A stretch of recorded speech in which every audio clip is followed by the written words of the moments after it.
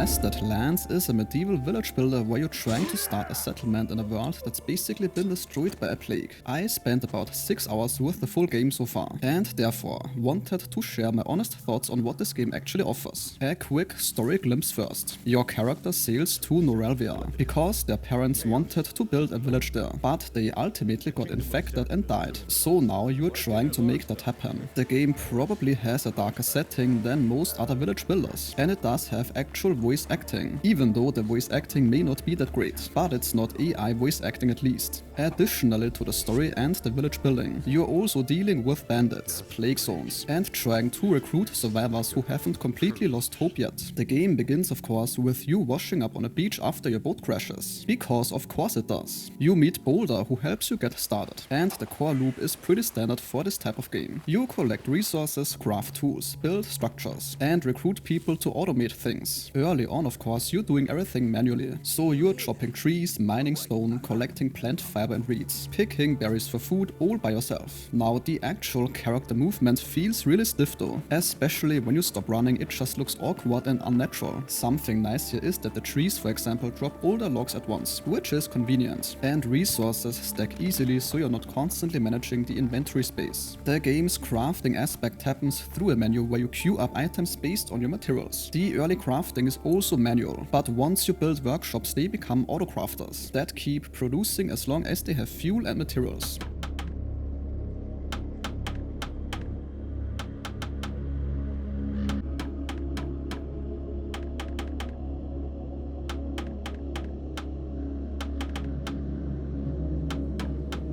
The builder's hut, for example, can make wooden planks on its own, while you're doing other things. This automation is also honestly the best part of the game because once you have it going, you're not stuck doing tedious resource grinding anymore. The game's building system uses templates instead of making you place every wall individually. You just drop the blueprints and they grab stuff from storage, and construct it while you explore. At least if the system works, because sometimes they just seem to stand around. There is a second problem with this. When you upgrade buildings, items stored in a chest can just disappear, at least in my experience, which is frustrating when you lose materials you were saving. The village center is your management hub. You assign jobs to villagers there, set production priorities, check stats, repair buildings, and save your game. The production system lets you set resource targets. For example, always keep 20 logs in stock, and villagers try to maintain those levels automatically. This also works well when it works, but the interface could be clearer about what's actually happening. Recruiting is how you expand. The survivors you find need their own place to sleep first. Once recruited, you assign them professions. For example, gatherer, builder, crafter, farmer. They then do their jobs automatically, which is nice. Though, as mentioned earlier, they sometimes just seem to stand around, doing nothing. And I'm not sure if that's a bug or if they're waiting on something. Perhaps I missed something.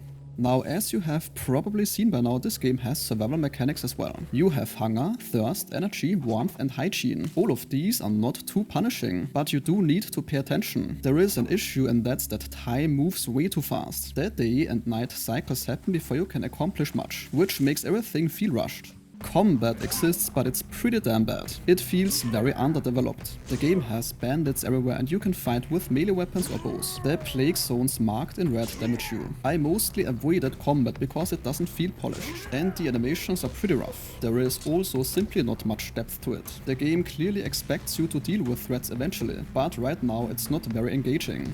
The map has stuff like ruins, abandoned marketplaces, houses with loot, and bandit camps. The game has many chests with resources and sometimes building schematics. The world does have this desolate feeling that fits the theme, though graphically and also art style wise it is pretty basic. Nothing really looks particularly impressive. It feels more functional than organic, and some zones feel empty and unfinished. The game also has some rough edges that need fixing in general. For example, placing fences is weirdly difficult because they don't connect well, and the placement rules are too strict. Their tutorial explains basics but leaves out important details. Ultimately, the whole thing just feels early, which it is, but there is a lot of work needed before this feels like a complete game. It is very much a work in progress still. And this sentence concludes today's video. If your time was respected, a like or comment is very much appreciated.